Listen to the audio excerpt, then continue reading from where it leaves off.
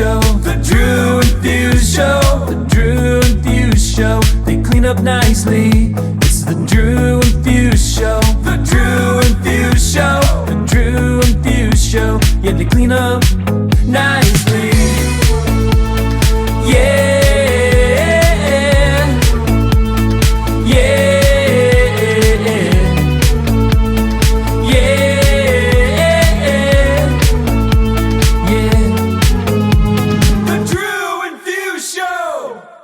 Hi. Hola. Here we are. I am Fusemania from Cincinnati, Ohio, and I am here with Drew Pierce from Long Beach, California. Together, we are the Winklevi. The what? You know, the guys from the Facebook movie, the Winklevoss or whatever. Oh, I just think it's funnier to say the Winklevi. Yeah.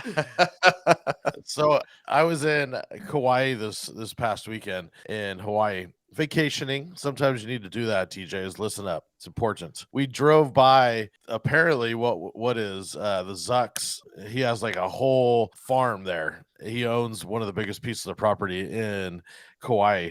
And I brought up the twins. I was thinking, how sad are they right now? You know, Zuck's over here with his own private island or private farm on Kauai. The twins are just sad, just upset. Right.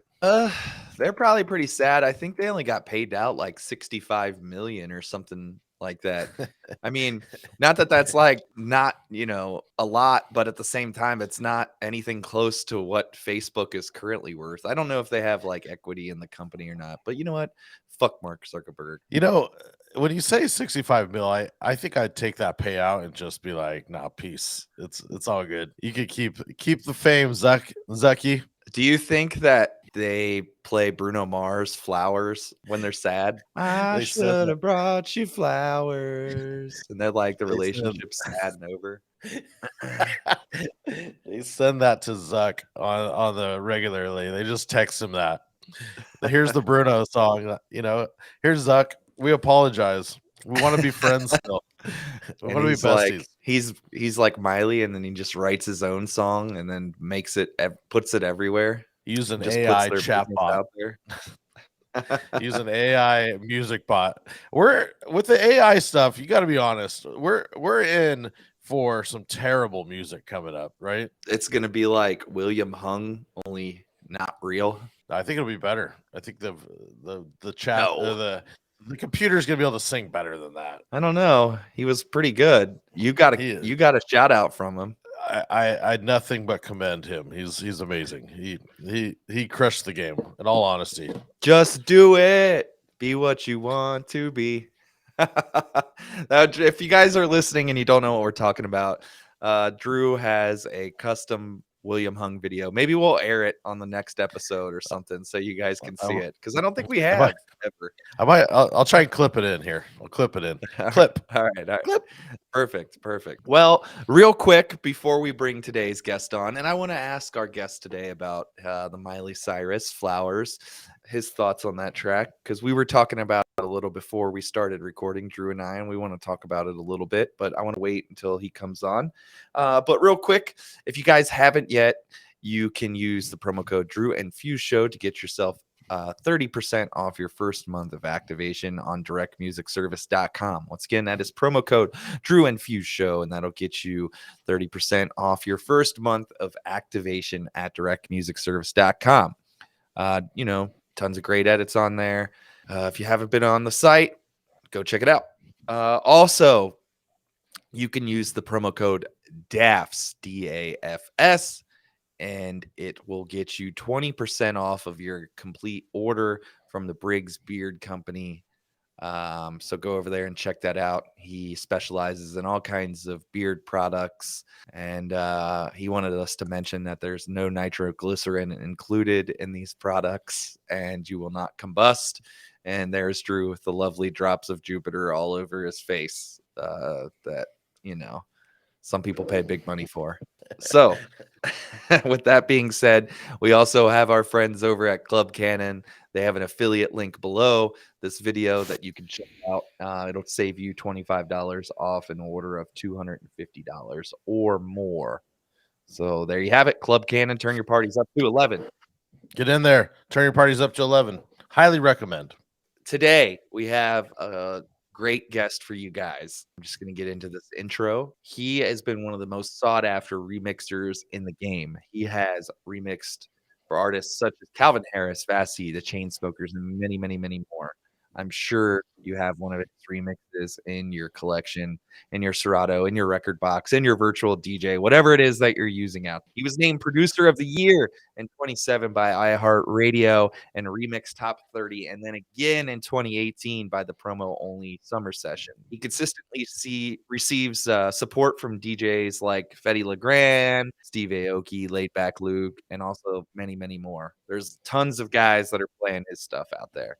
You can hear him weekly on KYLD 94.9 in San Francisco and monthly on the Sirius XM Utopia. You can hear his remixes all the time on Sirius. I'm flipping through the channels and I'll see his stuff pop up all the time. So please help us welcome DJ Q. Hey. What an intro. Thanks for being on, man. Yeah, It's an man. honor. We appreciate it. How you guys? It's an honor. Like, I haven't hung out with you guys before. How you guys doing?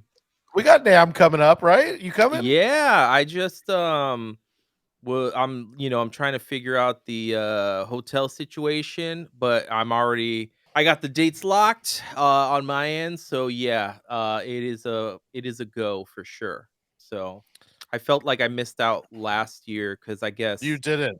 It was terrible. Oh, really? I heard. Well, I guess from a catching up with people DJ convention sort of situation. So not so much gear, I guess. Right. Um.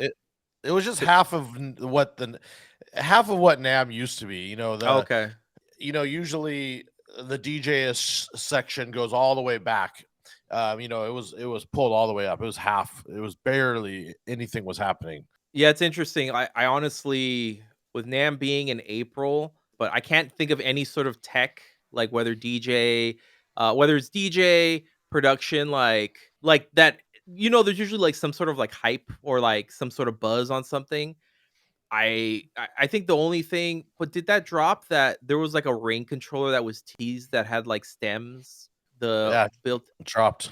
Okay, so yeah, so it'll be interesting. I feel like it really is kind of a opportunity for a company to like surprise folks where it's like, oh, April and did not expect this drop. But in any case, I hope Pioneer comes out with, their own version of the Rain 1. That would make me excited. I know that's not on anybody's radar, but that would make me hyped. Yeah. They're going to come out with like an updated Rev 7 because I just bought one. That's actually probably what's going to happen. That's how it goes. They were waiting for you to buy one, and now that you've updated, they're like, okay, now it's time to drop it.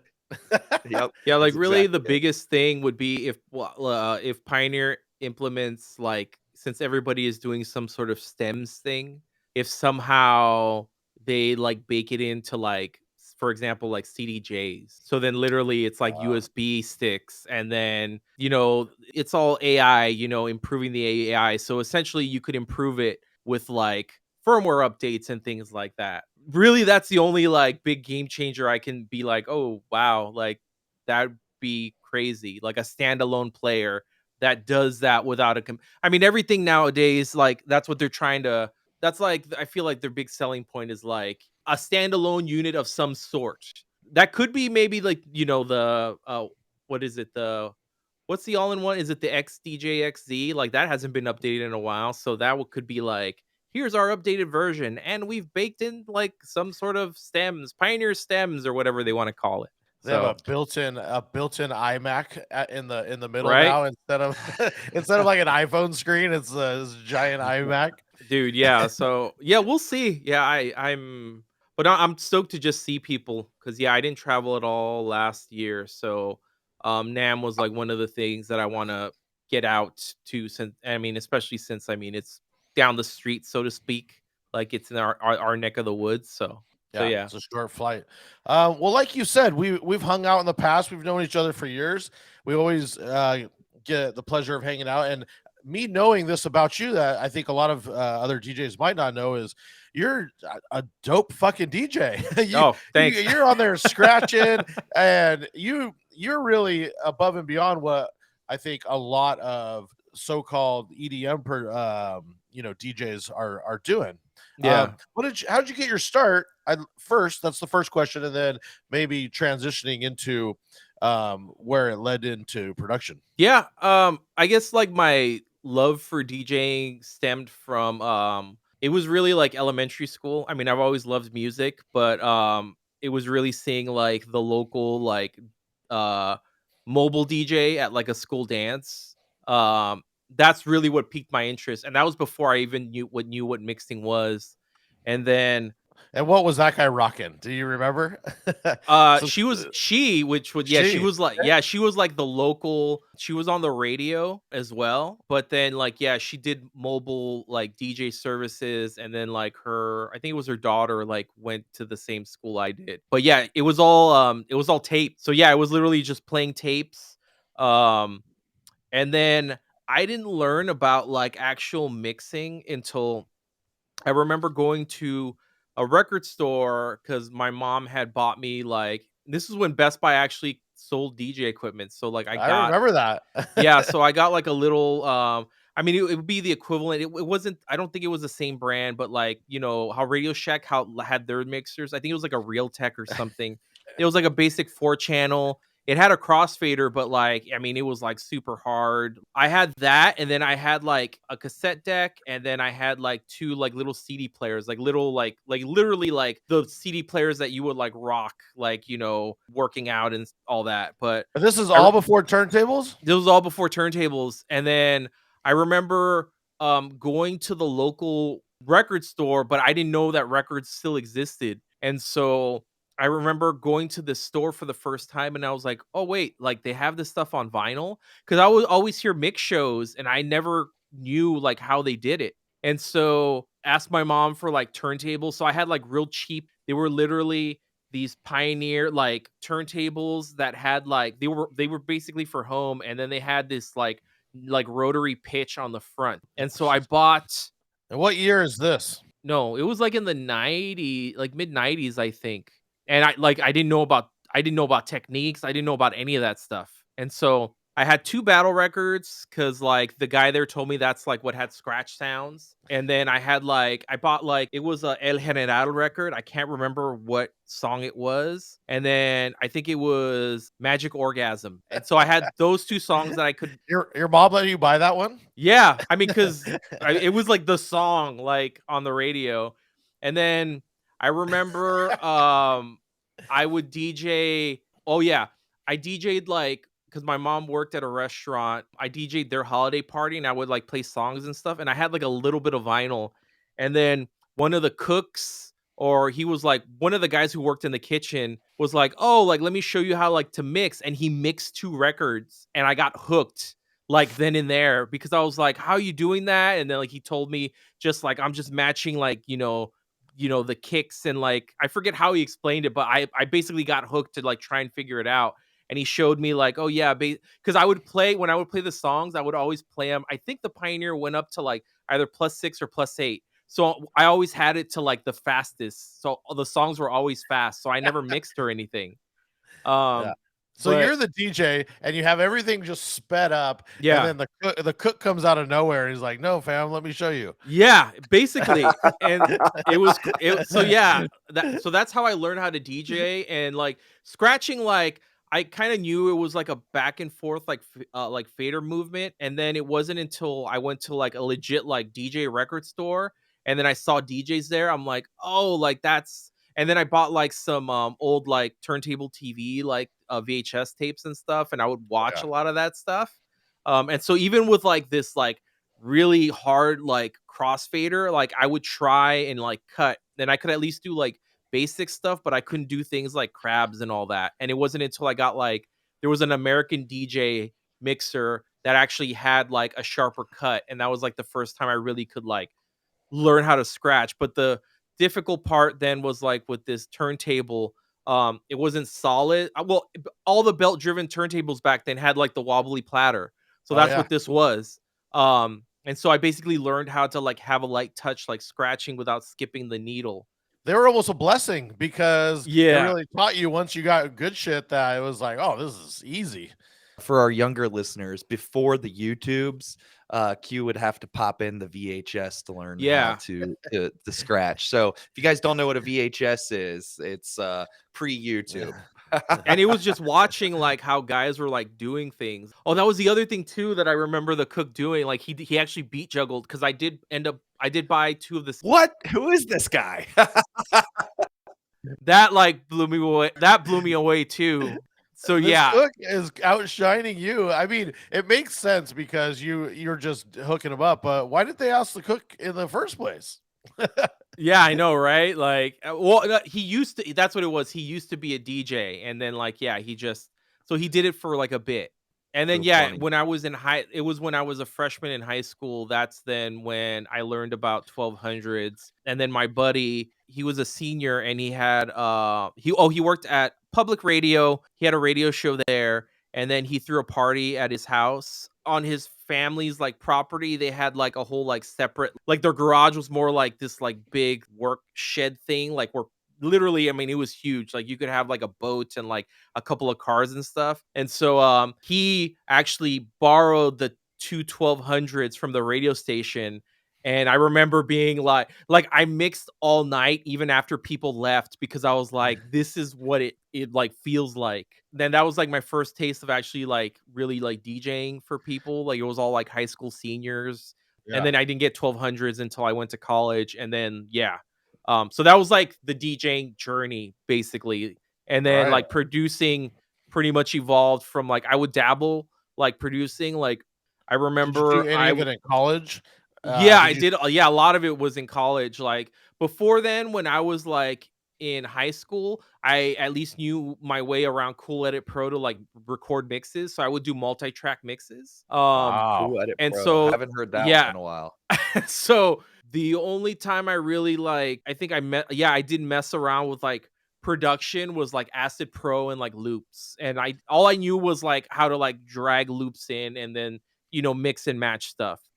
And then in college, when back when like message boards and stuff were a thing, I met a friend through there and he showed me how to use FL Studio, and that was the same situation where like I got hooked, and then from there like yeah, it was just like I picked up the ball and kept like rolling with it. And then So this is during college. yeah, this You- was you- like when I was in college. Okay. Were you taking any?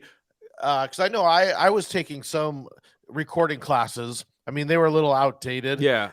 They had just barely gotten Pro Tools. You know, it was like the Yeah. big thing. And even though Pro Tools had been out for a while, they just barely got it. Was your college up to date, or were you just doing this with friends? No, I was just doing this with friends. And then Yeah. like because I was playing like raves and stuff too. So it was like I remember All vinyl. Yeah, it was all vinyl. I remember finishing one track and then actually getting it pressed on like acetate. And then, Really? like playing, yeah. I don't have that record anymore because I ended up like remaking it like in the like later, but like I took that whole the Coolio sample, the like 1 2 3 4 get your Yeah. woman on, yeah, flipping that like, and then I remember finding a service online where it was like I think it was like $100. Like you upload the song and then they'll send you like a pressing, and it's like so many. It was a little bit better than an acetate. And then Like- yeah, like I played that like to death. Yeah, it wasn't until then when I was like playing actual like clubs here and there that that kind of, I guess, things clicked with producing, where I started to kind of get a sound, and then things were good enough in regards to like when I would send things to blogs and like other DJs, they were like, "Oh yeah, like I'll play this." So You're yeah, ahead of the and that was, game. and yeah, then yeah, the rest is history. So to We speak. just had DJ Grant on, and he's saying he still uses Acid Pro. I There's a guess lot- they keep it up to date. Yeah, I don't know if you're familiar. He's done remixes and I haven't seen anything recent from him. I know he still does stuff, but DJ Skills, he's really yeah. big on like he'll do stuff in Acid. I think he still does now, or well, that's like that's kind of like it's kind of like with how because Scooter does stuff in Audition with the Yeah. arrangement and everything, but then he like will take, he'll use other programs and like, but really Audition is where like everything happens. It's the equivalent like where he's using Acid, but then like yeah, he'll make things like with different programs and stuff. Because I don't know how robust Acid is now. I just know the last time we like spoke production, it was like, oh yeah, this is I'll use bits of all these other programs, but really everything is like sketched out and built within Acid Pro. But it's still around, and yeah, I mean, folks still. It's the same thing with like Vegas. Like, still people still use like Vegas for video. I think that's still around. But yeah, Vegas if you have the older stuff. But now with the M1s, I wonder if that's even so Yeah. comparable. I just use Ableton for video stuff. Like when I just need the most basic of the basic stuff, just to make something for promo in the sense of like time stretching. I just use like Ableton, then it works. I do the exact same. I love Ableton for all my video stuff. It's so fast and I'm so good with it that Yeah, it's um, crazy. I like if they actually spent time and like just added like a couple of like little things, Yeah. I feel like they would hit another market where folks would just pick it up, or DJs would pick it up where it's like, "Oh, I just need to like edit a video, like give me basic transitions. Like I just need to make something to be able to play out." You yeah. know? Yeah. So, You can almost do the whole video, export it into Final Cut, and then just chop where the transitions are and just add transitions. I mean, because I yeah. emailed them about it because I had a couple questions, and their response was, "Our program's not supposed to do any of the stuff you're using it for. It's supposed to, be for like film scoring, so that it Yeah. could just line up with the movie, and then you export it and put it somewhere else." They were all almost amazed as how far I was taking it with the Yeah, it's video. wild. Like, yeah, it does such a good job. And then now, like the codecs, I feel like are even better. Because I would Oh, have so like, good. yeah, before I used to have like issues, but yeah, now, Yeah, the old codecs, you had to install some, to hack some Apple codecs for the yeah, old, but now that's on 11, it's great. oh yeah, I'm still on 10. I haven't got up to 11 yet. I need to do that. oh man, I'm over what? here behind. I will say if they drop 12, I mean, and it really is like a big game change. There's really nothing, in my opinion, Ableton needs to do, but I know some folks they want like there's like little things. The most common thing I see is like I wish the piano roll was better, like more like FL Studio, and I don't know. At this point, it really, yeah, it hits like it hits all what I need to do. So Wait, 12 Wait, is you out said now? they no, I'm 12? saying in general, like if 12 were Oh, to come okay. out, I can't think Oh, of anything. The only I thing was I'm like, waiting damn, I'm on, behind. yeah, the Really only thing behind. I'm waiting on is like an updated push. I mean, really, the only thing I would want is like just a bigger screen, but like same thing, like it hits all the all everything that I need. It works. Totally. So yeah. yeah, Well, and one of the other things I wanted to mention with you production wise that I don't think people understand is how quickly you can work. You can yeah, get a song and then 24 hours later it's like a complete track and done. And you're one of the fastest people that I know that can like do something like that. You'll a track will come out, you'll get the acapella and boom, there's a Q remix the next day. Yeah, I mean it. I mean it's crazy because I mean that's basically the game now. Yeah, most recent example of like a song that you want to jump on so quick would be, and if you're late, unless you have a really cool idea, it's why bother. Would be like for example Skrillex's Rumble. There's so many remixes, there's so many edits, and it's like unless you're doing something, it's two things, right? It's if you're doing something that you want for your own set, and that's how I approach it, then cool. But otherwise, yeah, it's I mean, like all the remixes that I've heard, I'm like, okay, this is what I would play. And so I don't feel the need to do something unless I need to. It's really the name of the game now because before, when production knowledge wasn't so accessible, and honestly, like, I don't like the whole idea of like gatekeeping that. I think the fact that it's more readily available now is great. But before when like it really took a lot of effort to find out like how do I make this sound? because you had an idea for a remix, um, that was your wall. So you had a greater chance of, making a remix and beating people to the punch. But now, since like I can't tell you how many presets I have, how many like sample pack. I mean, I have so much where it's like I don't have to do much to really translate the idea that I have in my head onto paper. It's really speed is the name of the game, and or if you're making something for your own sets, which in my opinion, I think that's how you should approach it. 100%. That's how I Yeah, approach a lot of those. Yeah. yeah, For because your own set. if you're not gonna play it, then it's like why bother? And Well, we want to touch. We have actually a lot of questions for you on the production and some of this stuff, but we want to jump into our rapid fire Yep. and go from there. We have a great segment video here. We're just gonna play it real quick, and then we'll Hey. get started. Well, hey there, it's Dolly. And I must say, it takes a lot of money to look as cheap as Drew and Fuse. Well, they do clean up nicely, though. Speaking of cleaning up nicely, why don't we get into some rapid fire? Today's guest, how nicely do you clean up? All right, so we're gonna get started with our rapid fire here, and we got a few questions, and it's not always so rapid fire, but we'll try to start with this. My first question I want to ask you is, I know you got tons of remixes, and you've done tons of remixes. How many songs do you think you've remixed now throughout my the years? God. If you had to take a guess. I think the last that when I put together my Q archive, I mean, I could be aiming pretty high, but I think. Wait, did you say within the last year or like all like No, my just entire all together. Yeah. all? whole I want to time. say I could be overshooting it. I think maybe like 200. I know it was a Okay. lot. So That's yeah. quite a bit. Yeah, of actually making remixes of songs. Yeah. That's Yeah. a lot. So, okay, here's the next question. If you had to pick one song as your theme song, what would it be? Let's say maybe, for example, you're coming out into the wrestling ring and there's a song Oh yeah. playing. Oh, so I sampled Hulk Hogan's "Real Americans," so it would be that Yes. remix. Yep. Perfect. Awesome. Yeah. Awesome. How did you get your DJ name? It was took a lot of thought to really look at a mixer and see Q, and so that's And then you where it came went from. with the K, right?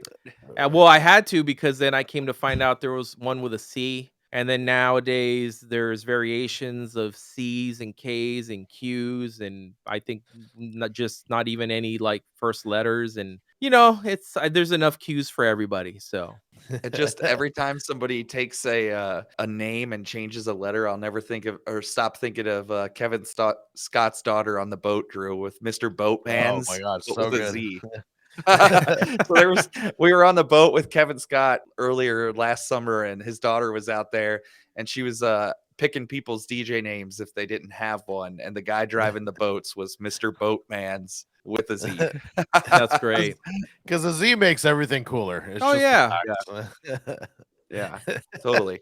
So, all right, another question. Let's see. Who is your favorite producer? Favorite producer. Oh man, there's a lot. I feel like my go-to quite a bit is Madion. I just love his stuff. I I'm think real we have a big on similar style. like Yeah. like his last album I can watch. I mean I can listen to like so many times. Yeah, so I definitely would say Madion. Awesome. And if you were out DJing, what is a left turn song you would play that works? I guess maybe because I like to play random things and I used to do this a lot, like DJing. I would always play the Fillet of Fish song. Yeah, so and then I actually had like the acapella where I mean Fillet of Fish, there was like it was basically like the song and then there was like little like beeps and stuff on the bottom. And so I would ride that acapella over like every single thing. I even made a party break, like a Fillet of Fish party break. So that would be my left turn Jesus. song. So amazing. Yeah. I just Amazing. think It's of still a being in, banger, like, the too. club. Yeah. Amazing. So good. It's so good. Amazing. How many people do All you right. think nowadays know that, right? I don't think. Yeah, I don't think. Yeah, nowadays.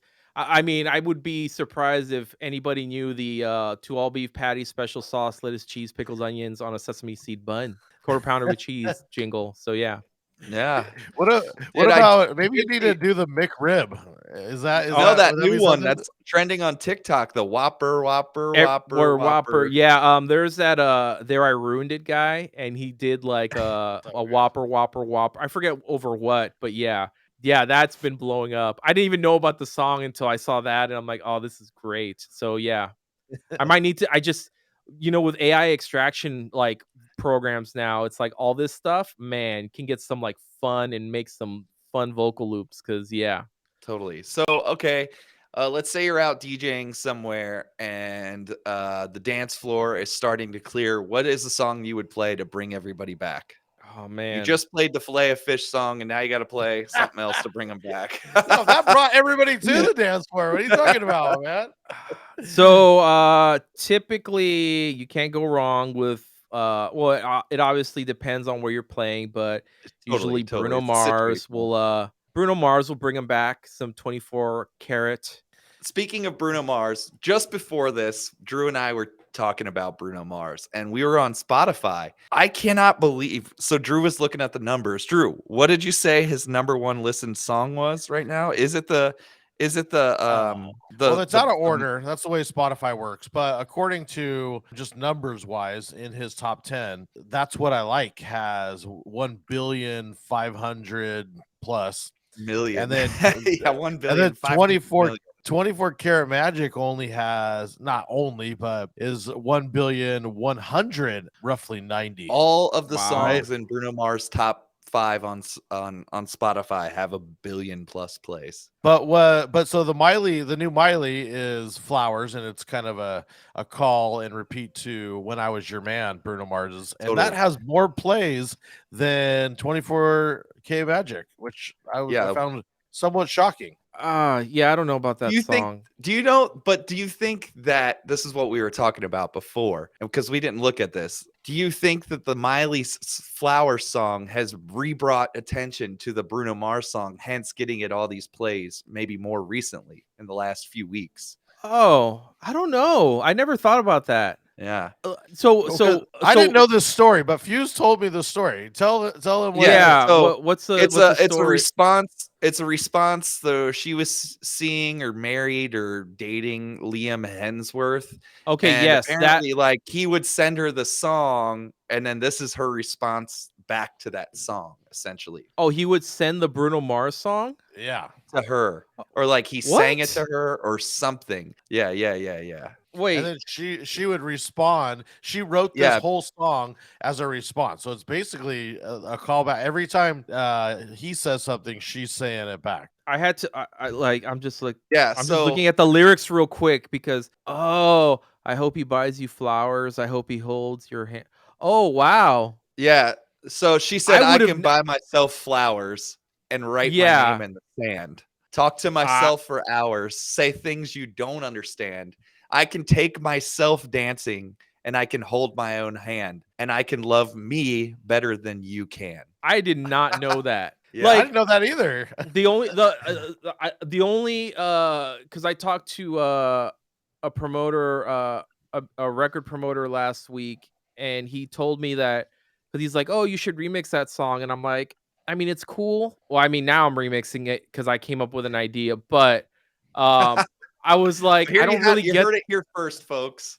I was like, I don't really get the song. And he told me like, yeah, it has something to do with like basically the fact that it's viral is because of a relationship she was in and all that. And I'm like, oh, okay. I mean, that's usually how these things go, how they blow up. Cause I was like, I don't know how he got so many streams and like, most things that I'm very much at this point. I don't know how things go viral, but that makes so much sense, especially with the chorus. Like that's wild to me. I would not have guessed that. Yeah. Well, Yeah. it's kind of the same melody, really. I mean, Kind of. even so, like I still wouldn't have. It's one of those things unless you were told like, oh yeah, it's a response to this, and then like now you telling me the lyrics while I was following along, I'm like, oh wow, like every lyric was literally a response in Yeah. that chorus to Anyways, that's wild. It's still like So the if song you, is okay. I mean, yeah, I not think it's hating. I'm okay. just It's like, grown on me. It's grown on me. So It needs a it story. was, Everything needs a story, and then it's gonna yeah. yeah. give it a So It I was don't like know. in the Bruno Mars song, he says, if you guys aren't familiar, he says, I should have brought you bought you flowers and held your hand. And that's like Yeah. where it kind of starts, the call and response kind of. But it Wow. has grown on me. Like the Miley has grown. And to be honest, most of her songs always do. I typically don't love her stuff the first couple times I hear it. Yeah. But I will say, it's funny. Drew's wearing the Dolly shirt. She in a lot of ways, she really does kind of remind me of a like young Dolly. Obviously She's not trying to like be Dolly. Yeah. yeah, but like her music too. I mean, it really is kind of going that sound. Just it's a little country, but it's not at the same time. I don't know. Yeah. I think it's Yeah, I cool. mean it's I think well it's cool. produced. It's just one of those things where like I know it's kind of like how I look at music now. I'm like, "Oh yeah, like this isn't for me." That's not necessarily a bad thing. It's just like I know like it's just like it's like when my one of my best friends like daughter like she'll show me stuff. She's 15. And I'm like, "Oh yeah, like I can hear it from a like, yeah, it's well produced, like it's cool, but I'm like, yeah, it's not I know it's not for me. Like it's not something that I'm going to Come add on, to a you don't playlist." just cruise to Miley. Not so much, but that begs the question now who's going to make the call and response party break between Bruno Mars and Miley Cyrus if the choruses are the same. I've seen Uh, it on TikTok. I've seen a handful of them on TikTok, but One I of our didn't put it listeners, together. one of our listeners sent us a message the other day. Oh, it was Matt Dodge sent us a private Instagram story where like he was doing them both over top of each other with just like the stems and like you guys should make this. But yeah, so shout out Matt Dodge. But yeah, so Q's gonna make I don't an know. AI version, an AI Bruno. Yeah, it was one of those where like I heard a couple of mixes that were cool. All the mixes that I've heard like have been keeping the same chords and all that from the original. And so it's like they're definitely it's basically it's like a song that it just needs to be like most stuff like beefed up for like the club. And so but then yeah, playing around with it cuz like I don't like to not be working on something and so I was like, well, let me like make an acapella. And it's like, oh, I actually came up with something cool. So I'll finish it and then I'll send it out. But the song itself by itself, yeah, it's definitely radio record. Definitely, it's definitely going to be, I can see it being a record that has longevity during the summer, like as well. It's But, her biggest song to date. oh, is it really? Yeah, Wow. as far That's or yeah. wild. at least chart wise. Yeah. Yeah, it's yeah, there's a lot of music coming out. I mean, I can at least speak from like the dance world. Like I was going through a ton of like stuff that was sent to me the other day and like there were like a lot of cool records and I was like, "Damn. I don't know if just like more stuff than last year." So I don't know if just people held on to a lot of this stuff. I mean, I perfect example is like I don't know if this is true or not. I heard that like Skrillex's Rumble was actually like it's a 5-year-old song. Like they've actually been holding on. They held on to it for 5 years. Now it's just like coming out, probably with all this other music. That's because he's had a single drop like almost every week, I think, since Rumble. Yeah, it Dude, feels like at least with like dance, like music, there's a lot of cool stuff dance coming music, out. tons of cool Oh, stuff. Tons of And cool then dance stuff. music is a definitely lot of like also going back to like simplified stuff, which is kind of wild. I don't even know what you would call it. I mean, I would call it like back in the day they would call it like hard dance or like energy, but like hard um house. hard house. But like Yeah, I yeah. got a new Clubheads record in my email that sounds like it came from the well, I mean, they were like one of the originals of like that sort of sound. It was dope. But it's like that all that like Venga Boise sort of like, yeah, It's like or like 140. yeah, and it's No, all like probably bouncy faster. and like happy, and it's like that stuff's coming back, and I'm like, this is wild. Like, I don't But know it's what year. Is it just like a lighter take on like the current hard style stuff that's out though? Is that kind of Yeah, I mean, it's just I got like a really cool remix. Was it Jason I gotta say, Derulo I what you I hate say? oh, yeah, yeah, yeah. But it's like it sounds like a Better Off Alone. But it's like Okay. and there's a lot of producers like making stuff like that. The Oliver Tree song is kind of reminds me of that. Yeah, and it's like super simple, and then like yeah, it's kind of reflecting on like dance music and even a lot of the house stuff is like it's like more what I would consider like loop based. There was a time where like producers were like really showing off like their technical skill, and there was like a lot of stuff happening in the song, and a lot of it is like stripped back right now. It's still like very well produced, but it's like more about like the groove and all It's that, cool. and it's still like Yeah. very concise where people are still making like 3-4 minute originals and or remixes, so it's still like quick. It's not like a 6 or 8 minutes like back then, so it kind of feels like appropriate, in the sense of even having something as repetitive. It's not as long as like these like older tracks. But yeah, it's wild. Like, yeah, it's weird. It's like full circle, I guess is what I'm trying to say. I'm here for it because I mean that's what I grew up on and like what I remember DJing like when I was first, yeah, DJing like that sort of like sound. All right, just real quick, this made me think of this because I said hard style, and then it made me think of ADE in 2018, which I know you were there. That's what made me think of this. But did you happen to go to the spin-in party in 2018? Maybe I'd been It to was a the spin-in couple. sessions. It was like Bass Jackers, Jay Hardaway, Lucas and Steve, Mesto, Yeah, probably. and then Timmy Trumpet was like the surprise mystery guest, and like Yeah. that party was bumping. And then Timmy Trumpet went on and started playing hard style, and everybody left and went into the back room. And now it's like a thing. Like I'm getting like Yeah. hard style remixes of like pop records. There's that It's dude that wild. is it Little Texas or something? Have you heard of him? No. Oh, dude, like he literally. So imagine, I mean, he's literally like this buff dude. I think he is literally. Oh, from I have Texas, but seen he has him.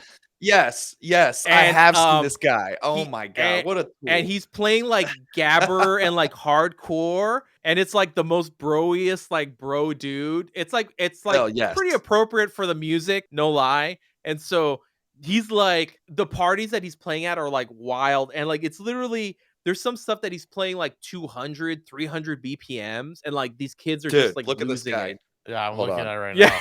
now. I'm looking at it right now. Yeah. That's Like him. there's literally there's a picture of him on his Twitter that he has pinned where he's on his turntables and he's literally buck naked. That he was like, I promised y'all, and he's like out there like literally like arms up. Who wants to go wild. to that show though? For real though. I don't want to go to that show. Like I said, this isn't for us.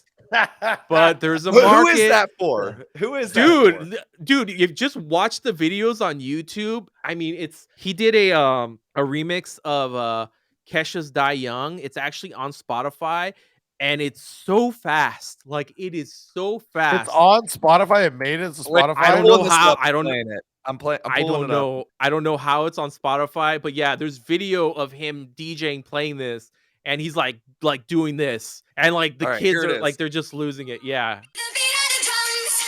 Oh yeah.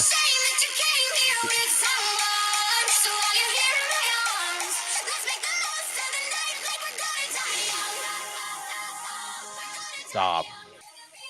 Dude. Yeah. No, that's Alvin, Simon, and Theodore on acid. Come on, that is all that is. There's no way. I There's no way. still vividly remember going to a Monster Cat party 180E, and then the DJ went into hardstyle. And the thing with Monster Cat, like those ADE parties, like it's wall to wall. I mean, it's just like that was like it's like getting an education almost, because like I'm there with like some other like radio guys. We're like on the top and we're just like observing. It's just like people watching. I definitely have earplugs because it is so loud. The DJ goes into hardcore, and these kids, like it's like a sea of kids, and I'm just like, wow. Like I got it. It like once again, I like it's not for me. Although I do love happy hardcore, but that's like fun stuff. But like this was like 200 BPMs in your face, and I was like, wow. Like for festivals and all that, totally got it. Like I understood. There's no way we'll be able to play the. Oh, I don't know. Who knows? if these kids are the next like the club goers, in the future, you may be playing parties, where you're gonna get. Can you play that Little Texas remix of Kesha's Die Young?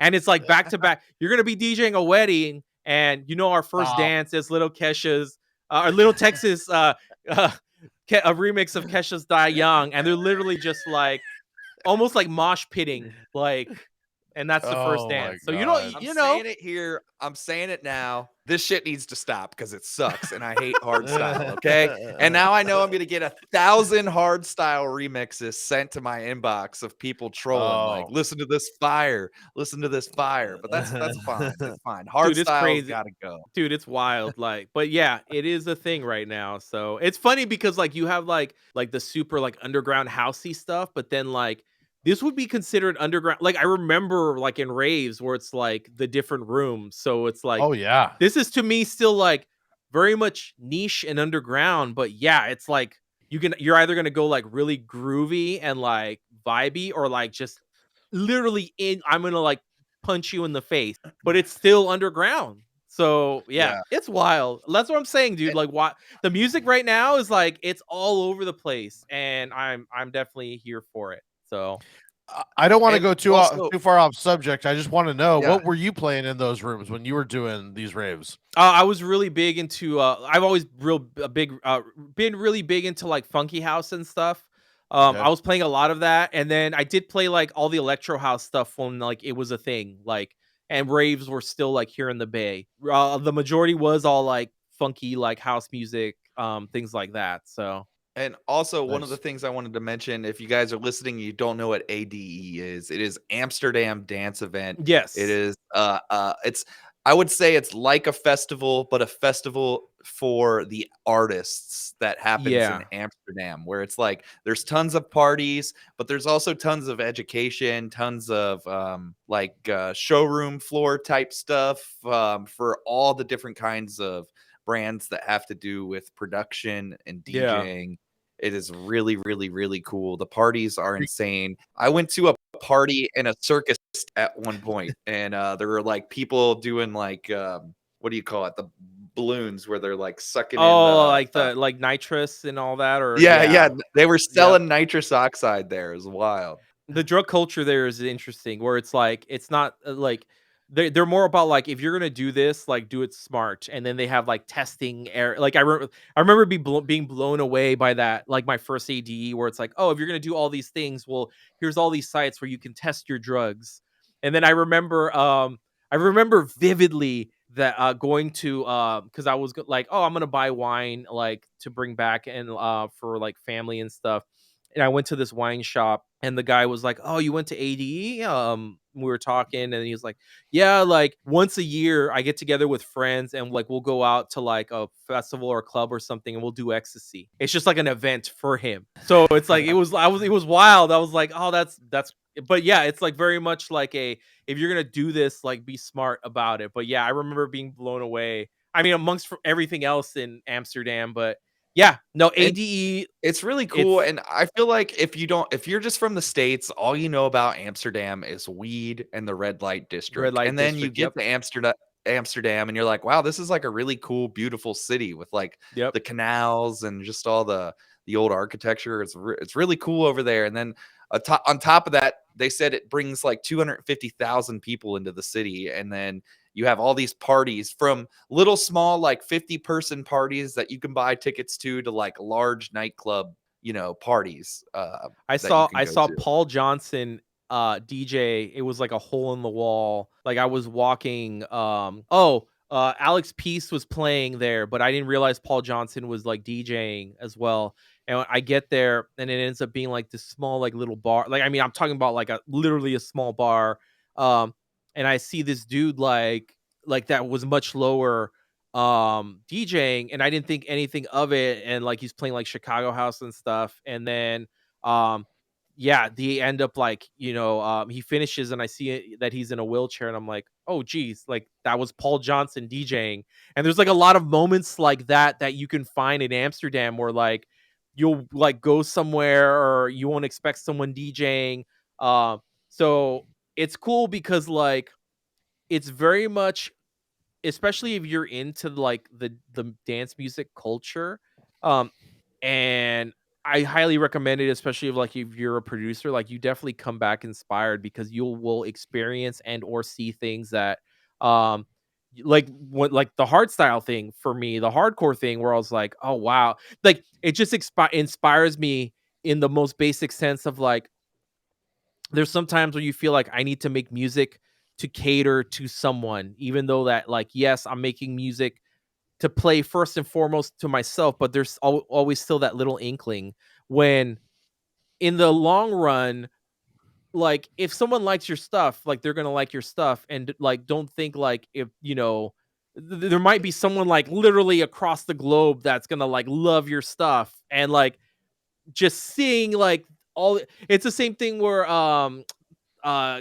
what is it, like there was a trip hop room or something, and like kids losing their mind to like these really like mellow beats and stuff, and it's just like, yeah, there's so many like lovers of music for like anything and everything, and it just really is encouraging to come back and be like, you know what, I am going to try this like one thing that I've been wanting to make, and I'm not going to be scared to like make this thing or like deviate from my formula, or yeah, you Totally. just come back super inspired. Totally. Yeah, And so think it was we were like walking down the street, and Amsterdam, there's tons of little like small like alleys that have restaurants and stuff in it, and we're walking down the street, and it's like out pops David Guetta from like one of yeah, we're like, holy shit, there's David Guetta right there on the street, like walking around. That was cool. And like and then too, I also understand, it was in that moment when I was there that like you always hear people like, oh, these guys play this way in America, but when they're in Europe, they don't play this way. Well, I went to a club one of the nights, and it was like Fetty Legrand, Bob Sinclair, EDX, like a couple other people. And it wasn't until that night where I was like, oh, I totally get the different vibe yeah, over here now too, because it was just completely different than what you would have heard. Like, we've heard Fetty play at XS, a few years back, multiple times, and like his set was just night and day different over Yep. there, and Yeah. that was cool too. It was really cool to hear that. And it really puts them in like in a different light, where like a lot of people, for example, know Guetta because of the pop records, but they don't remember that like he used to play like all these like like he owned a club and or ran like a club or something, and like he actually has like this whole history of dance music way before all that. And people forget that, like, oh yeah, he can actually DJ, like when vinyl was the thing. He can make things outside of what those pop records are. And yeah, with a lot of those guys, yeah, it really puts it that And into perspective. the other thing that was impressive is that the club was sweaty hot, and Bob Sinclair DJ'd in a leather jacket the entire time through his set. Nice. The last thing, the one thing I need to say about Amsterdam that was also like another core memory is I remember going because I always wanted to see Dimitri from Paris DJ. Yeah. He was playing so I get to the venue called the Church. I didn't realize, I think it was called the Church, but in any case, it used to be a church. And so walking in, it was literally like a church. Yeah, he's up there DJing. It was crazy because he was on Tractor, and he just had like a controller that he was like just mixing. So it was like literally like almost like the AMX controller. And like, yeah, it's all like with just his laptop and that. But seeing all these like, and they were kids like 18, 19, 20-year-old, like singing like Donna Summer and all these like disco jams, and I was like, man, like I remember coming back from that, and that was like super inspiring. But yeah, Amsterdam is, I for sure want to make it out this I year. want to do that again like, sometime too. Yeah. Yeah, I don't know if like, it'll be this year for me, but I want to do it again. yeah, Well, like, Fuse, when does this usually happen? I was going to say we need to put that on the It's calendar. like October it's like ish, mid-October-ish. Yeah. It's fucking awesome. Yeah. It is. There- If you love music and you're into DJing, and if you even like thought, oh, I want to go to a festival, I would say just save your money and go to this, because it is Yeah. everything you could want and more. Like if I have to pick just one event, like one thing that like travel wise, if it's all I can do, like I'll pick AD over everything. I mean, there was even one year where like I got the pass and everything, and I didn't even end up doing like a lot of the panels. And even at that, like it's just so inspiring just to walk around the city too, and then you run into so many people, and then you can like walk into so many different like bars and like little hole in the wall establishments, and they're all playing. I mean, different. I mean, there's hip hop clubs there too. Like they're playing stuff different, or yeah, they're playing stuff that's in America, but like they're doing it their way. Like it's just, it's cool to like get that other perspective. Totally. Have Yeah. you DJ'd some of these? Any of these? I years? DJ'd like the last time I was in Amsterdam, 2019. A friend of mine had a party, and I DJ'd, and that was so much fun. And it was just like another hole in the wall place, like a small like but solid crowd, but it was just, I mean, everyone was there to dance, and like that to me was just, yeah, it was awesome. That's awesome. It's amazing. We got a couple more rapid fire questions that we got to ask you. Like we said, sometimes it gets a little off course here, but one would be, if we were to come visit you in San Francisco, where's the spot that you would take us to eat that you can't get anywhere else other than in San Francisco? Oh man, so that's hard. So I'm further south of San Francisco, but I don't know if it's like really places that you can't get necessarily. I do like chicken a lot. There's a place called Smoke Eaters, which is, it's like different.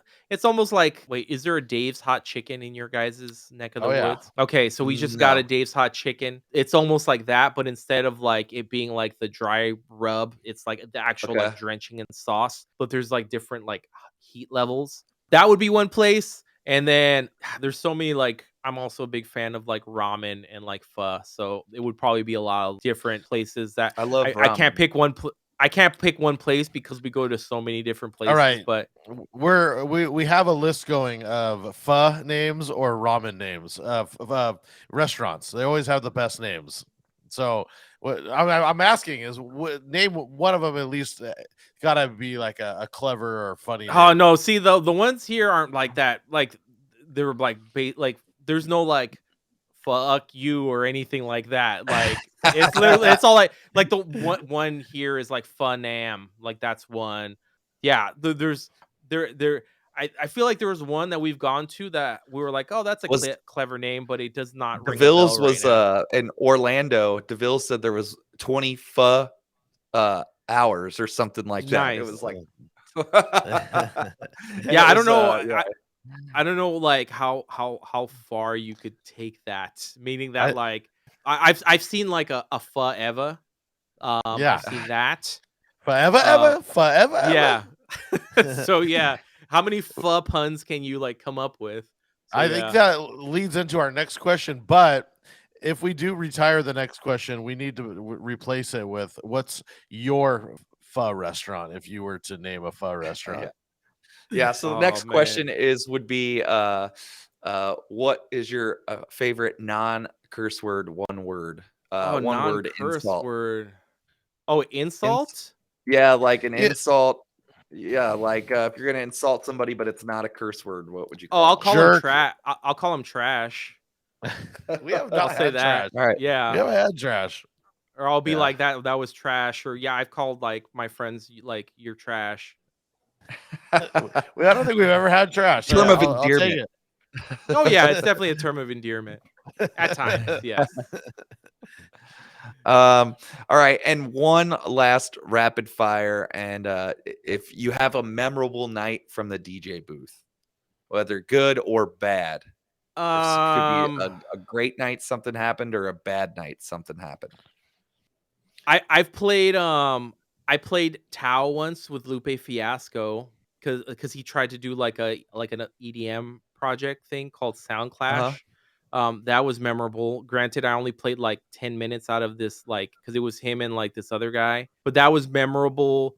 Not so well, yeah, because like I do remember I finished some production, and like the small short time that I had, I played, and like the response was like crazy. That was awesome. And then not so much a booth thing, but like beforehand, like it was kind of like a peek into like how they treat like celebrity like DJs, because it was like this crazy like dinner. No, it wasn't Tao's, Lavo. Yeah, because Lavo's the restaurant too.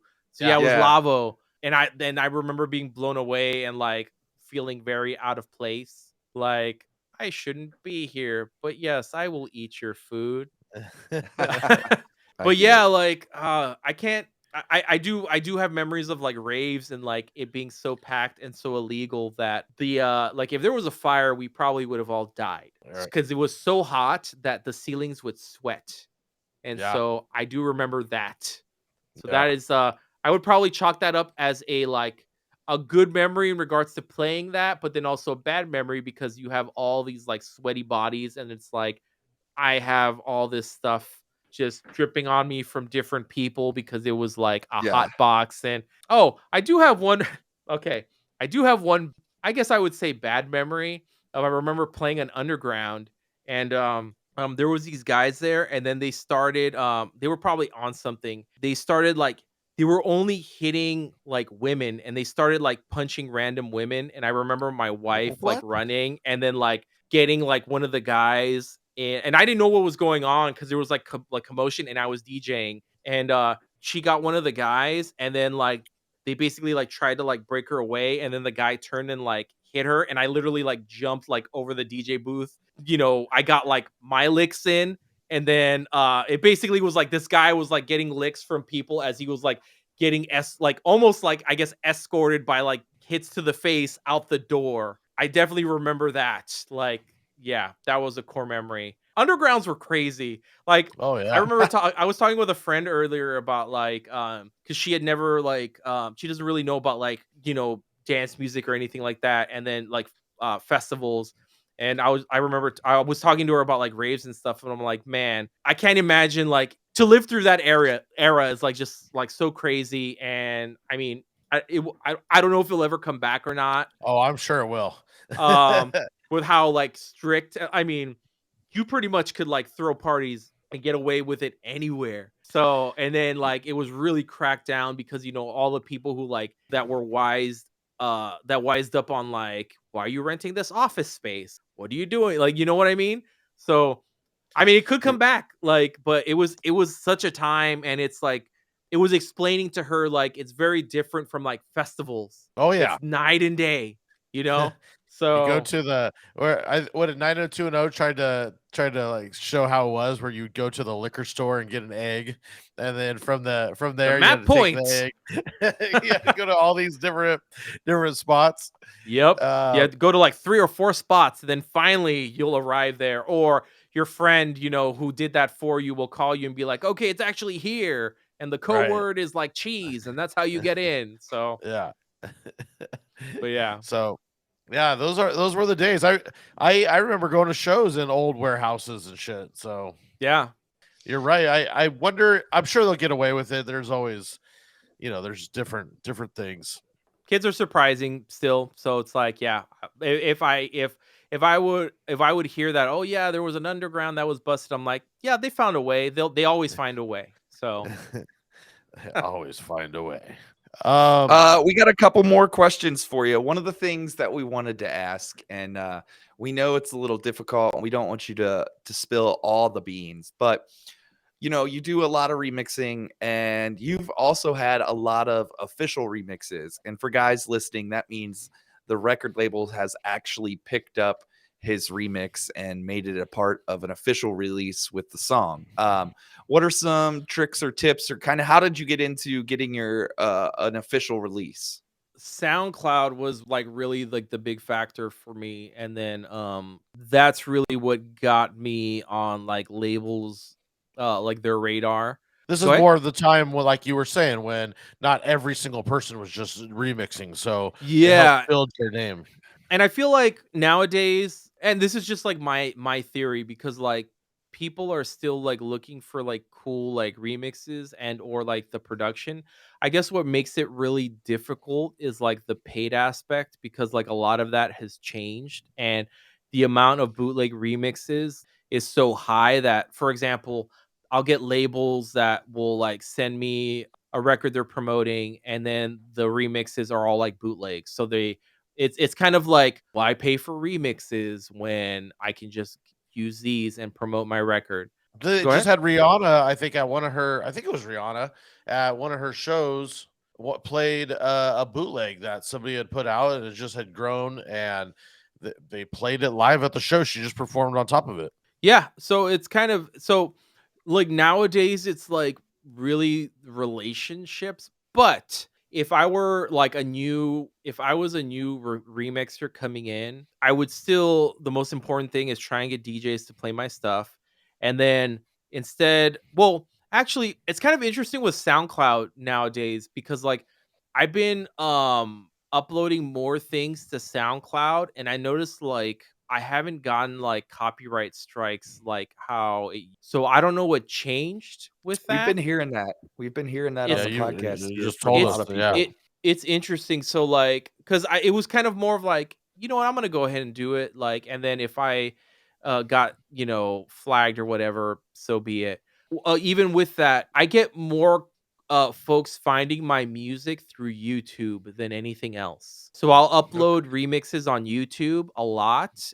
That's where like I'll get comments like, say if SiriusXM plays the remix, I'll get like, oh, I heard this on like this station, and now I finally found it.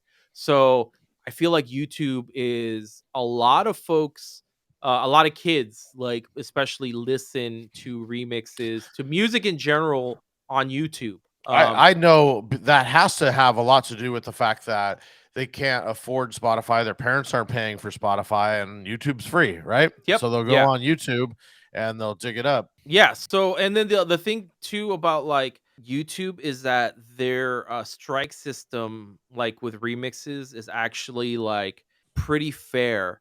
I want to say 9 times out of 10, it's mainly we're just gonna monetize it.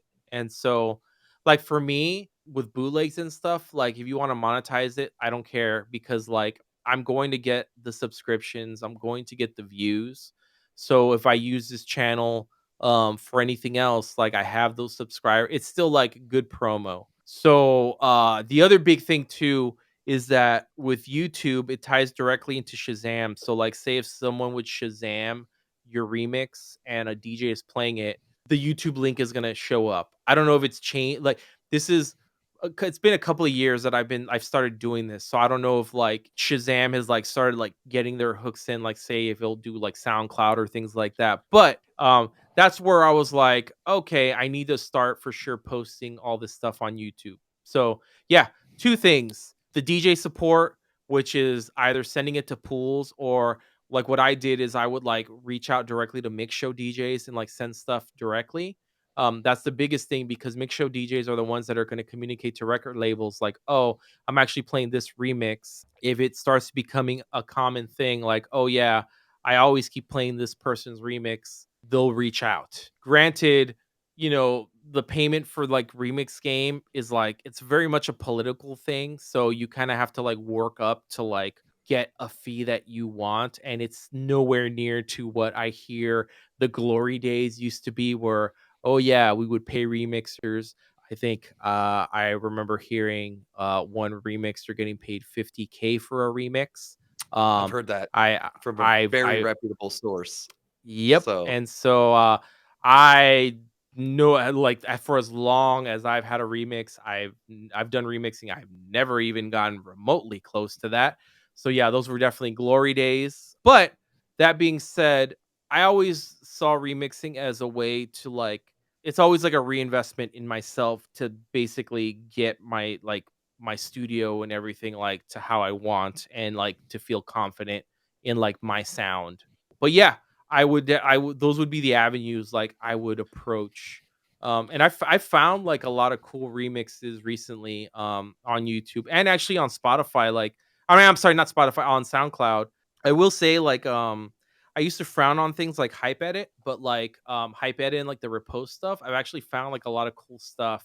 Hype Edit kind of makes me think a lot of like, what was the blog site Hype Machine back in the day, which Oh, I'm yeah. sure that's what it mimics. I found a lot of like cool remixes of like songs through there. So yeah, I think there's still an opportunity, and I mean it's just really coming out with quality stuff, and that's the thing. Like nowadays, kids, because there's so many resources, can come out with such good stuff than before, because it's like you want. I mean, I just watched a video on like the other day on like how Skrillex Rumble bass was made, and yeah, the dude like got the sound to a T, and I'm just like, it's wild.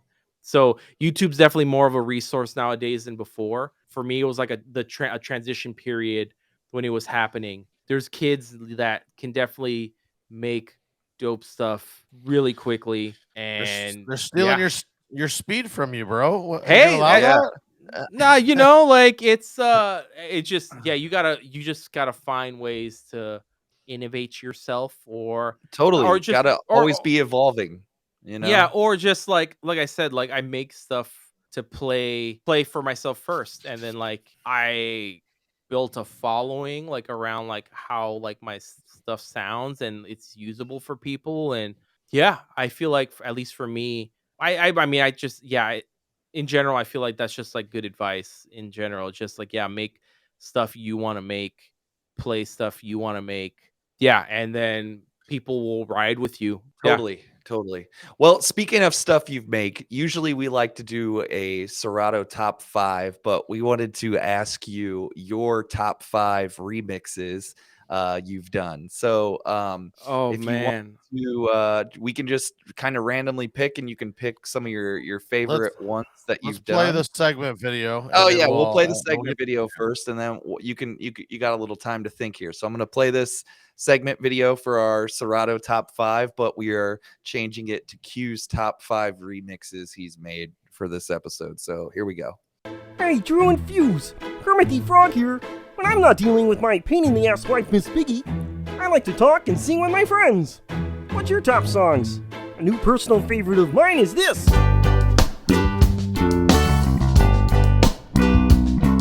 It's the Drew and Fuse Show. The Drew and Fuse Show. And they clean up nicely. Because usually they look like shit. Yay! All right, there's Kermit. I'm that blew me away, but wow, amazing. top notch high- production here. Yeah. it's No, I high budget. mean, I don't know how much you had to pay Kermit, but only for the best. All right. So hit us with what you think are your top 5 remixes. I'll give you an honorable mention. I was DJing in Laguna Beach. This was, probably 2008. And I was playing your Waka Flocka No Hands remix. Oh, wow. And, Waka Flocka actually was there that day.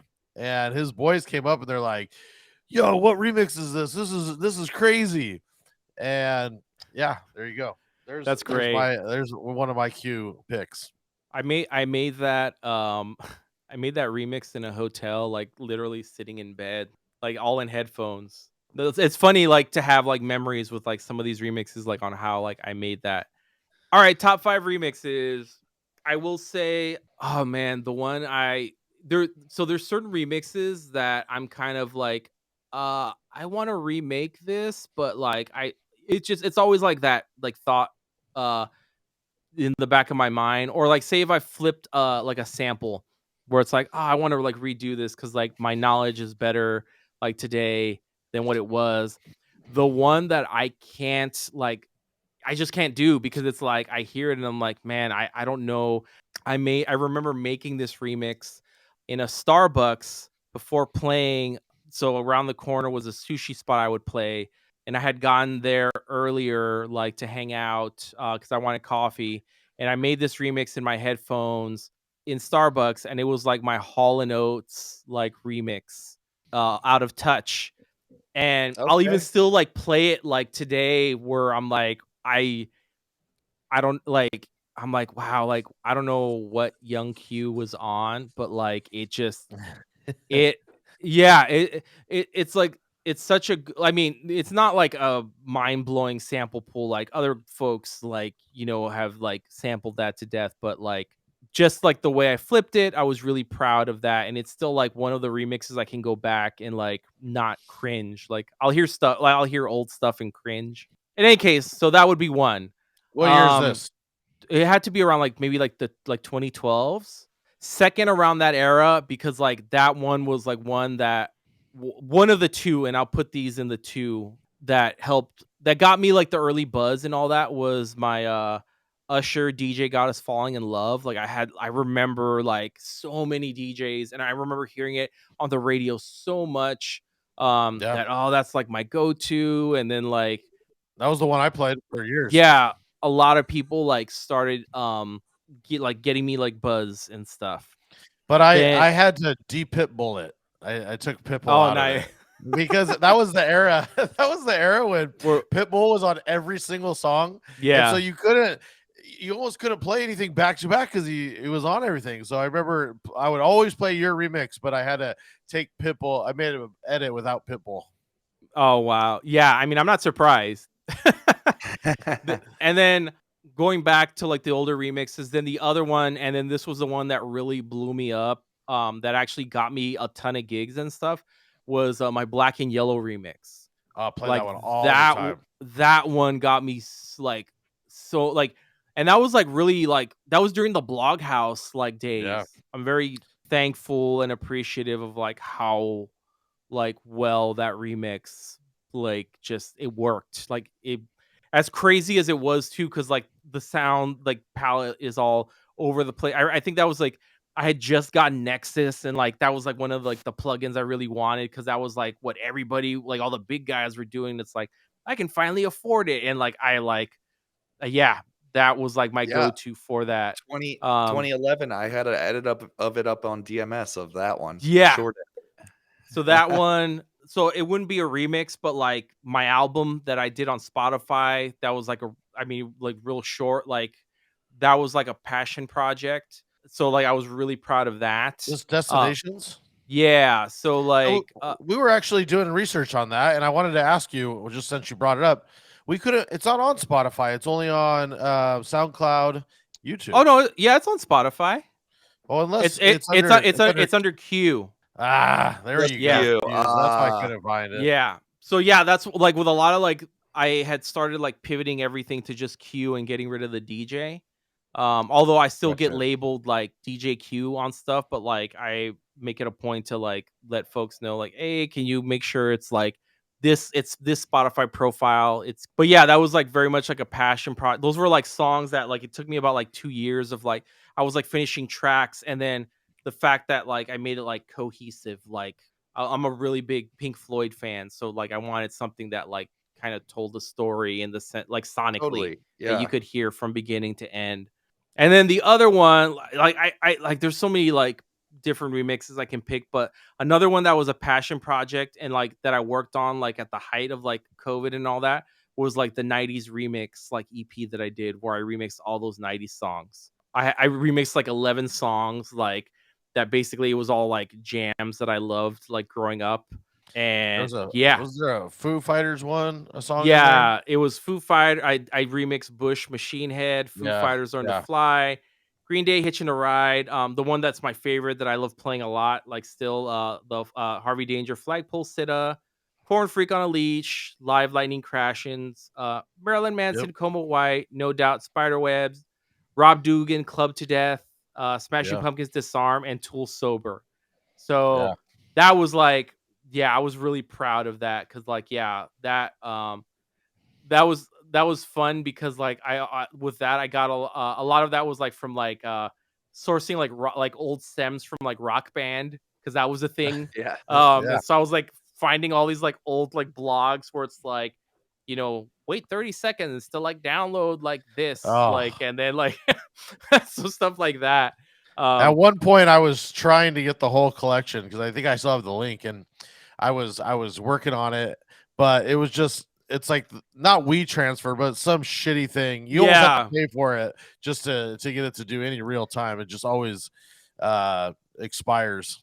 And it was like, you need to wait 4 hours to like download the rest of these Yeah. files. And it's like, oh, Yeah. okay. Yeah. And it's like, and it's all packs where it's just like, I need this one song, but it's in this like other pack with like Yes. these like 20 other songs.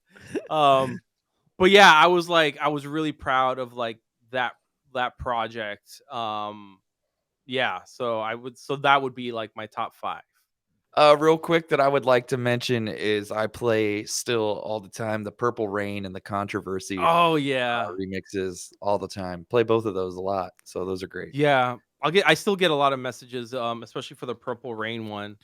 Yeah, I remember the amount of work that I did to like make that song like just work in general as like a dance song. And especially since the original's like so long, and then to like make something that it's like, oh, it was these memorable moments in the song, so then it's not as long as the original. But Yeah. I'll get like Prince fans like hit me up that like will find that remix and like just say like that's a great mix, and it's like, oh, thanks.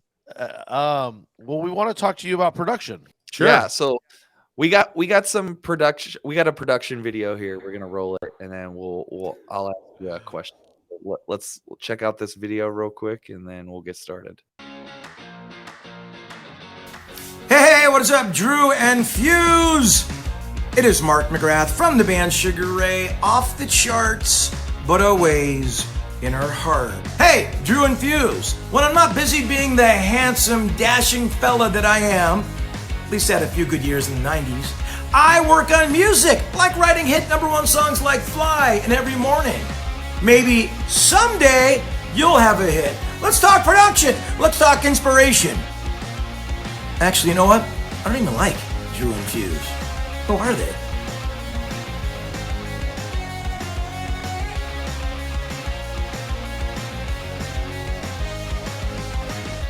Legit. All Gotta right, call there's the Mark big guns. McGrath. Yeah. Calling in the big guns. So one of the things we wanted to talk a little bit of production with you about, which we've talked a ton of production already, but is more just some tools that you're using, some plugins that you're using, anything currently that you've bought, plugin or just production wise that you're using. Yeah, your studio, your main DAW. Yeah, so main DAW is Ableton.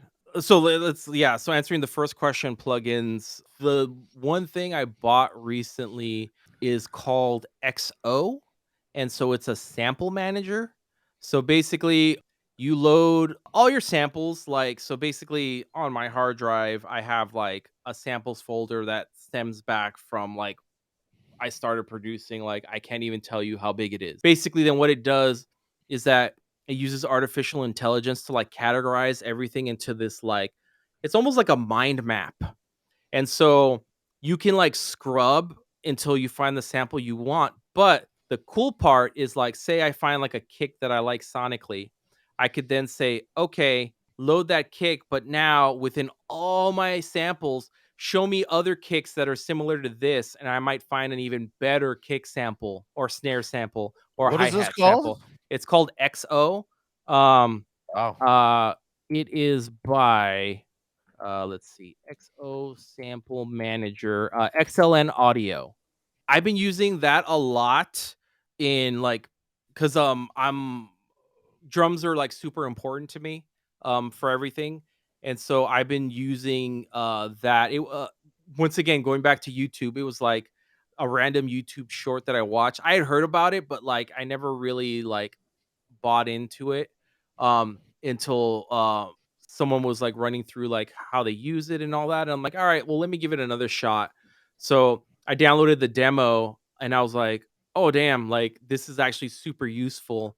Cause you can also do like drum processing and stuff too, which like I ended up like using. And then from there you can like take the kit from in there and then I can like load it myself into like Ableton's drum rack, or like if you want to do like, on the timeline audio, you can do it that way, however you want. In any case, yeah, super dope. Highly recommend. It'll make your life easier, especially when you have like a ton of drum samples. And so I was trying to figure out, because like I'll try and like clear out, like I have like a favorites in Ableton of like packs that I'll like use that are go to, and I try to like clean that up so then I always have like something fresh.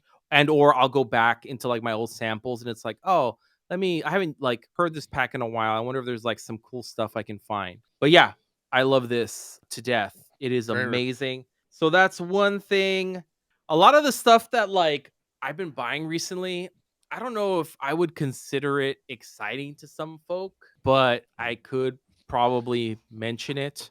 I'm really big on like mixing and mastering. So I would say the one thing I would probably recommend is this plugin called Gem Dopamine. And so what it is that it's an enhancer. And I guess without nerding out so much, it basically makes things sound gooder.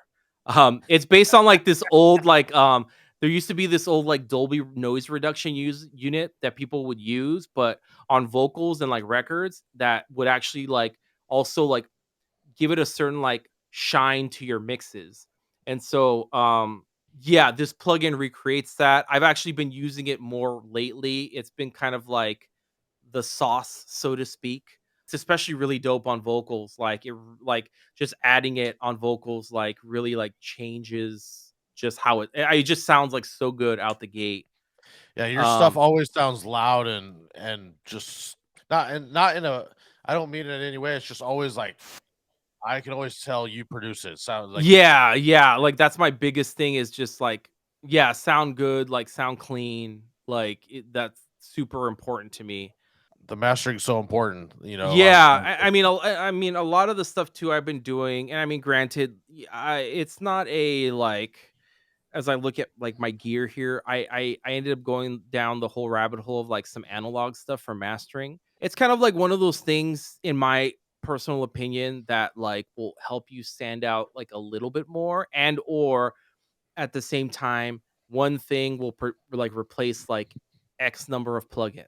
I don't want to like, plant this seed of like, oh, you need this one thing to sound a certain way, because you don't. Because I've done remixes for so long. I was always happy the way my things sound, but it's kind of like more of like my journey as this producer. I want to, pick up this gear and like see what it's about and like try this world. Like, Well, it becomes fun for you, and we've been talking to a lot of guys that are just using straight up the whatever comes with it.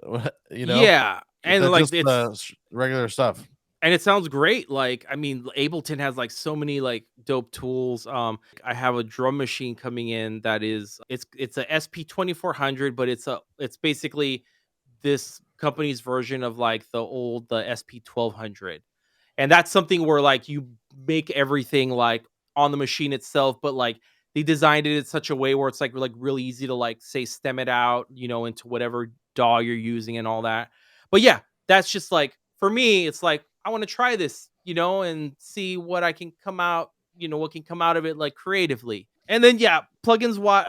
Actually, I won't even say plugins. Like I would prefer to like, I'm really big on like sample packs and like presets. There's so many good like sound designers out now. And are you getting a lot of this from Splice or where No, are you no, finding a lot of like stuff just all over? so one that is like so I'll give you like some go-tos. Evolution of Sound. He has a YouTube Yep. channel too. Yep, His stuff I is see that. fantastic. I need to, because I always mess up the dude's name. Sam Smyer. It sounds like a Simpsons reference and a fake name, but it's not. It's spelled Smyer. His YouTube shorts, hands down, the best YouTube sound design shorts that I have ever seen. This dude can recreate every single like sound exactly, like no bullshit. Like Is this the guy that did the Rumble one? no, he did do Rumble. He was one of them. Yes, I saw another one recently too that was also on point. Like, and he's recreated like, for example, I forget. I think it was either the Katy Perry, either California Girls or Last Friday Night. Like one of like the simple like sounds, but like he sells presets too. But like any like big dance song, pop song that comes out, he'll recreate the sounds, and I shit you not, it's like 1-to-1 to the T. And this dude just has like the ear for it. He's been like like just watching him like navigate Serum. Like I've learned a lot in Serum, like things that like and functions that I didn't know existed. So it's not like just buying the sounds too. And granted, like yes, like it helps speed up the workflow and all that. But then I watch all the videos, and how like he creates this, and he's really smart because like he does everything in under a minute, and so like you can digest it like super quick. But it's so impressive, like how he recreates stuff. Another one that and he's on Spice, obviously, all the Oliver stuff, like hands down, like one of the best like Oh, sample yeah. designers that like exists. Totally. as sure. well. I just saw like he's working like on an 80s pack, and like he posted like a Instagram story on like how everything, like he recreated like known like 80s like drum kits and stuff like that you play that he was playing, and I'm like, holy crap, this is wild. You said it was Sam Smithers? Smyer, Smyer. Oh, Uh, SMYE. Oh. yeah, he's so dope. Yeah, Evolution of Sound, him. I found like some like during December, Instagram is really good about catering to you with all the ads. I found like some random like sample companies that popped up because of that I ended up buying like their sample packs. And now like I'm following them like I've always been in love with drum and bass. Like I bought a ton of drum and bass like sample packs. See, I thought There's that's what you were gonna tell me when you were talking about early rave days. I thought you were gonna tell me you were in the drum and bass tent. no, like Or I mean section. I would like I had friends that like DJ drum and bass that like yeah, I would like love to hear him play. I mean, when I was like streaming on Twitch like quite a bit, like I would like play drum and bass and stuff here and there. Yeah, there's he has a YouTube channel, Stranja, Stranjah. His stuff is really good. Like and STRA, was it? Stranjah. Super dope drum and bass producer, really dope packs. Some other packs that I bought was from it's a Avant Samples, AVANT. That's another one like that I started following. But yeah, like I try and like it's funny. It's not I mean, honestly, like as a producer, you literally could like just get Splice and be set and or subscribe to like some Reddit forums and stuff like EDM production, like r/EDM production. People will like post their own sample packs and stuff, and like you're good to go. But I've been more like hooked on like finding a lot of these folks, and then I'm even happier when I can actually watch their process, because a lot of the things that fascinates me with buying these presets is like I'll like open it and then I would like to see how they routed things to see how like a lot of this stuff was created. So then I learn too. I mean, it's just like the whole nerdy thing. Well, But that's why we were talking about that with some DJs today. That's what we all got started for, right? It was, learning about it and really wanting to dig. And, sometimes yeah, I think that goes overlooked with just grabbing Splice and moving along. Not that yeah. there's anything wrong with that, No, but no, it there's is. not. Like, Yeah. I mean, geez, Cymatics is still around, and I just followed them on Instagram. They popped up on my feed because I didn't know they were still around. But a lot of like the big hip hop records like are literally like there's a Megan the Stallion record, there's a Bad Bunny record, there's like another one that are literally like there's cymatic loops. That's all it is, and that's what all the producer took. Like, it really doesn't matter if you're making dope stuff. That's why all these tools are available. And these guys aren't mad because like this is what they want to do. Like, you could see like they want to be the sample pack company, or they want to be like, the sound, they want to be sound designers. Like, that's what they are passionate about. They don't want to be with, Megan the Stallion in the studio working on a record, and maybe she's not great to work with, who knows, or some rapper, or even pop artists. Like, they just want to make the tools that are necessary because that's what they love. I can go on and on, but yeah, if if you have any other production questions, fire away. Well, I actually do have a question. I'm curious if you've started messing with any of the AI that's popping up all over the place. Yes. Some of that's ripping.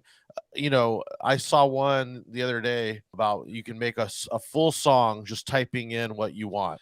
Yeah, I read that too. There was a producer where it was something like they uploaded their song and then they like basically ran this script and said, I want this remix, and then it came out with like a remix. But it still like sounded very similar to the original. Yeah, AI I like actually excites me a lot because it goes back to like the time thing. AI is insanely good at pulling vocals now. It's wild. Like some black magic stuff where, I mean, at this point, I'm getting legit like what I would consider studio quality acapellas. So that's no longer an issue. And then I use a lot of like AI tools, like Mixing Key has these AI tools called pilot plugins, where basically you feed it the chords that you wrote, and then it'll come up with either, like, depending on the pilot plugin that you load. There's like pilot bass, there's pilot melody, pilot arp. It'll depending on the AI that you pick, which is like it corresponds to kind of sort of genre of music. Like they describe it like they'll be like for bass line where it's like when you need the bass line to be the foundation in the mix, or when you need the bass line to not be the main element and all the other everything else needs to breathe. And then they put like a graphic to like as a visual descriptor of that. I've been using that for a lot of stuff. Like I like use that for like some bass lines recently. So I've been experimenting with that. I've always used like I forget who it's by, but it has an AI element where basically, for example, I can say like, okay, I'm gonna feed you drums, and then I'll loop it, and then I'll hit the little record button, and then it'll analyze it, and then it'll try and dial in like compression settings for me. But I use it more of like Jeez. a starting like bass, and then I'll go in and go in and dial it from there. A lot of these, it's kind of like having assistants in a studio, so to speak. So yeah, that a lot of that stuff is what like has been exciting me about AI, because like if it's helping to cut time, for me the most important part of production is the creative like flow state where like you're just on, everything is clicking, and you don't want to be hindered by different things. And so like I can mix a record while producing and not be bogged down by like, oh, it's messing up like my creative aspect, because like I can like do all these things, work super quick, and then it helps me get to like once I get to mastering, like, oh yeah, now I don't have to worry about all this other stuff because I was able to like do it in seconds. Yeah. And yeah, I'll go back and make tweaks and stuff after, but still time wise, like it's making me more efficient. So yeah, the AI stuff has been great. I don't know about the thing that AI really can't that it really can't like harness yet, I feel like, is like people's personalities, which tie into like how creative they are. So whether it's one thing to say like, oh, what is it? Make me a David Guetta record, AI. Well, David Guetta established his sound on how he sounds. There's still that like base, like, that level of like, well, I need to make my own identity. But then someone, it's the equivalent of like with the Dolly stuff, like, oh, draw me 10 corgi dogs in the style of like, Leonardo da Vinci, and then it's gonna give you like that. Well, So AI hasn't figured out how to do when you transition into your happy hardcore era of Q. They haven't. Yes. They're not going to be able to figure out Q's happy hardcore era. then they'll be over for sure. But yeah, no, Totally. it's crazy. Like I don't know. Because like I'm starting to like, I've been like itching, like I want to do like another like album or EP or something, and I want to use like, I know I had thought about, I'm not saying I took credit, it's like more of like the obvious like duh, but like I want to use Chat GBT to like write like song lyrics, it's nothing like original, like as in like anybody can have that idea, but like yeah, I want to like play with stuff like that, and it's like, oh, maybe you'll give me like, it's not like dance lyrics are deep to begin with, like, I mean, I had it right the other day. I was showing my wife, and she just couldn't wrap her head around it. And I said, make Chat GPT. I'm like, make me a country song about Harry Potter, and just crushed the country Harry Potter jam. Yeah, I think the other day I said like, write me a love song between two corgis that Taylor Swift would sing. And yeah, it gave me like verses and choruses, and like I was like, oh, this is kind of like a break or a love song that I could imagine her singing. So, and like it's a fun exercise too, like to see what, because it's just a tool. Like I feel to help, with ideas. Fun fact, that's what Miley did to. She's like, write me a response to Bruno Mars's song. That's how she came probably up what with her she did. hit. She just put it into Yeah, right. chat GTP, and then that's how that Yeah. song was born. So yeah, I But- think it's great. Totally. One last thing we wanted to talk to you about before we wrap up here is we play this segment. It's called The Sauce, and it would be something that you would like to tell your younger self. So we're gonna younger self as a DJ or as a producer. I'm gonna play Word this of video. advice. Word of Yeah. advice. Word of, hey, I should have done this. I should have done that. Whatever you want, but something about your big takeaway. Yeah, I'm gonna play this video, and then we'll hear it from you. The name is Bootsy, baby. And this shout out goes out to Drew and Fuse, all the way from Cincinnati to the LBC Bobble. Yeah, I was told you guys are quite the chefs, and you got a delicious sauce that you cook up. Ooh, and it drips that swagoo and breaks down the recipe. Yeah, and you giving up the pig, cause it's funky. As in good, that is, finger funkin' good. On the one by the power of the one. Yeah, without that, there is none. So get yours and be in tune with the one that loves you. Get it, baby. All right. Nice. There's Bootsy Collins. And yeah, before we wrap up here real quick, we just want to hear what your sauce is. It would be, if I had to tell myself one thing, it would be, don't get frustrated or disheartened if things aren't going your way, especially with production, because everyone has a different path to where they'll be in their production music career, and that's okay. Because that's what I would get hung up a lot, where I would have friends that were like getting songs signed and things like that, and I would really be down on myself. Or I mean, I'll be honest, like I would be jealous. Like, I'm like, why? Like, I mean, I'm trying to send stuff out, like my stuff sounds good too, like I don't understand it. So yeah, it's just everyone's journey is different. So I mean, hey, David Guetta didn't blow up until he was like in his late 40s. And yeah, so, and then just to have fun, like, yeah, I mean, really, it's just have fun, like with with music. To me, I think that's the biggest thing too. Totally. Well, we appreciate you, taking the time to be here and chat with us and all that.